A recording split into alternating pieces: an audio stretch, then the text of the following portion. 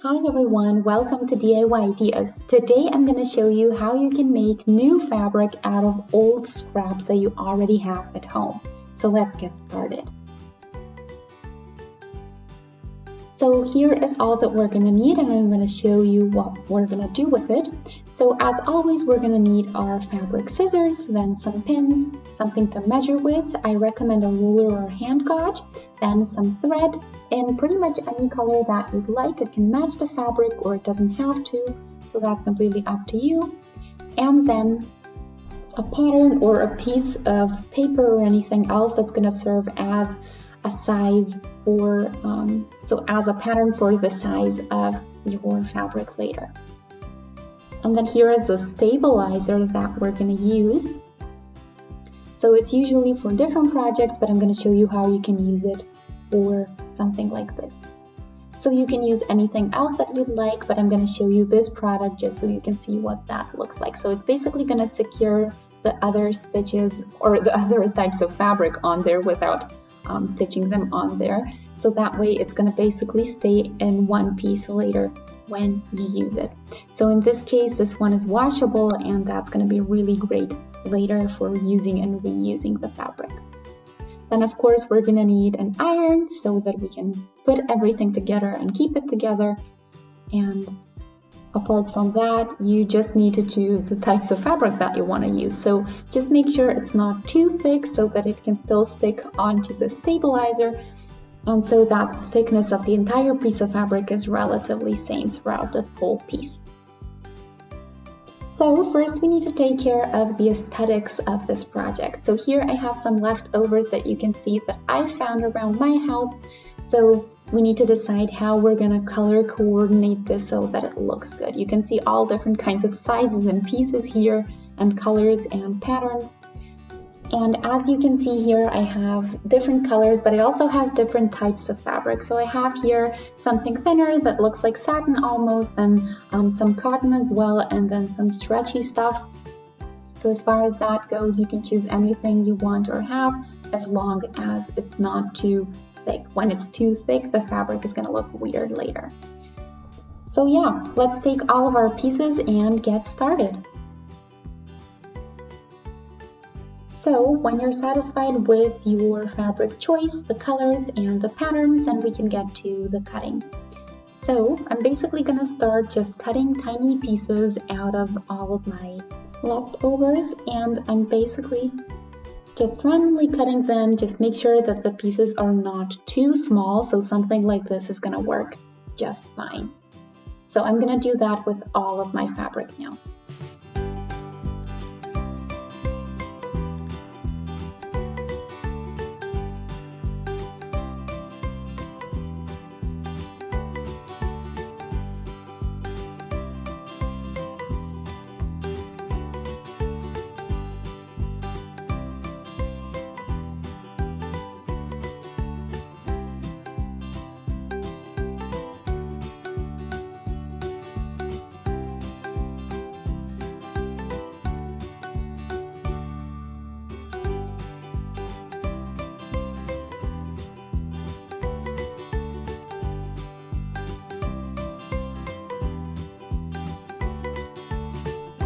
So from time to time, just check if the sizes are all the same throughout the different types of fabric. So it can be a little bit smaller or a little bit bigger piece to piece, but of course you want them to be about the same size.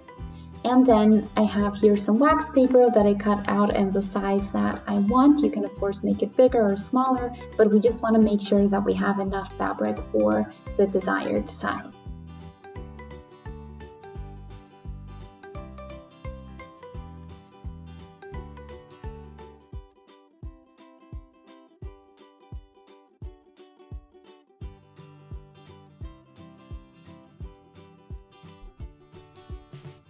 So now that we finished the cutting part, we can get to the stabilizer part. So here I cut out two same sized pieces, and it's a little bit larger than my pattern on here, than my wax paper. So that way we can cut it out a little bit bigger than the piece itself so that we have enough in size.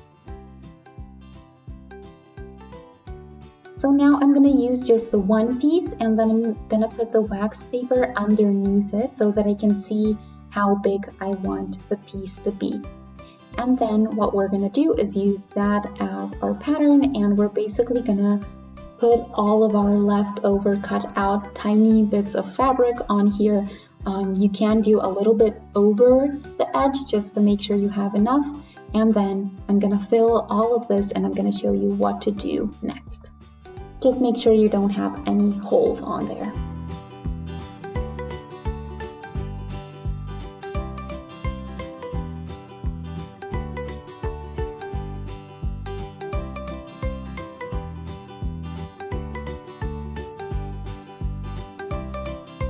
So now that you're satisfied with the way it looks and also with the thickness, so it should be about equally thick on all ends and in the middle as well, then what we're going to do is put the other half of our stabilizer on top, and then what we're going to do is push it onto the fabric or onto the bits so that it's as flat as possible, and then we're going to iron over it in a moment.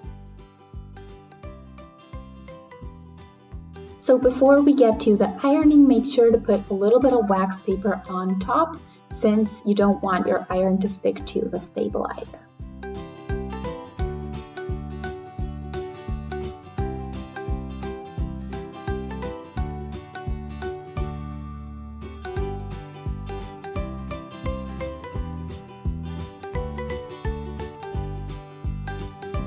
So before we sew this all together, we need to fix it a little bit, which means put everything in place and keep it that way.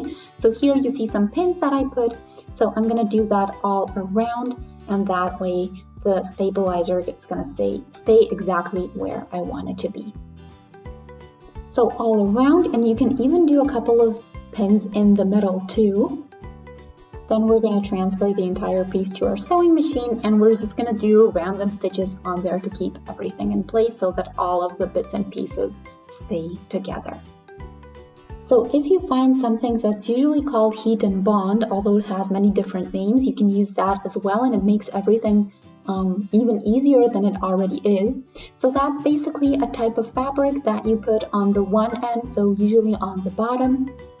And that way everything stays together. So in that fabric itself, there is a little bit of glue or something like that. So when you iron over it, it actually glues onto the fabric, which means that your pieces stay together. So that's an optional extra step that you can definitely use to make things even easier for you, so that nothing slips and everything stays in place.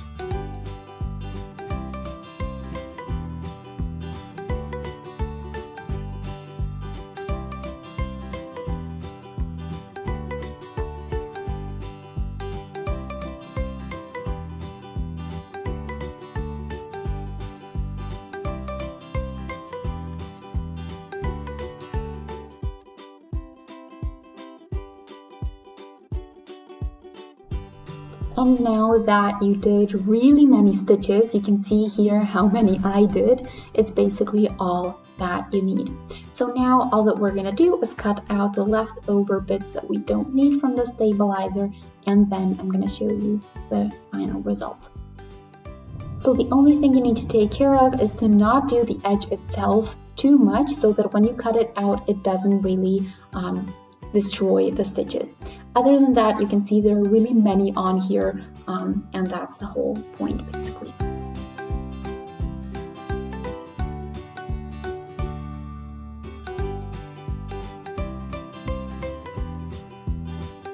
So now that we have the edges gone and that we're satisfied with our result, we can basically put this into a little bit of water, and it's going to dissolve, which means that we're just going to be left with our fabric pieces and the final fabric as it should be.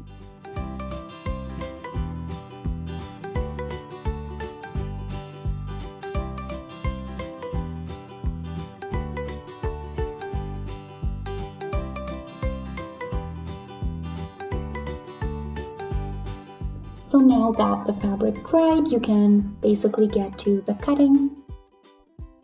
So here, just make sure to not destroy any stitches that you have on here, but bits and pieces that are kind of sticking out like this, you can definitely get rid of if you'd like to. If you like them, feel free to keep them then. In that case, you're done even sooner.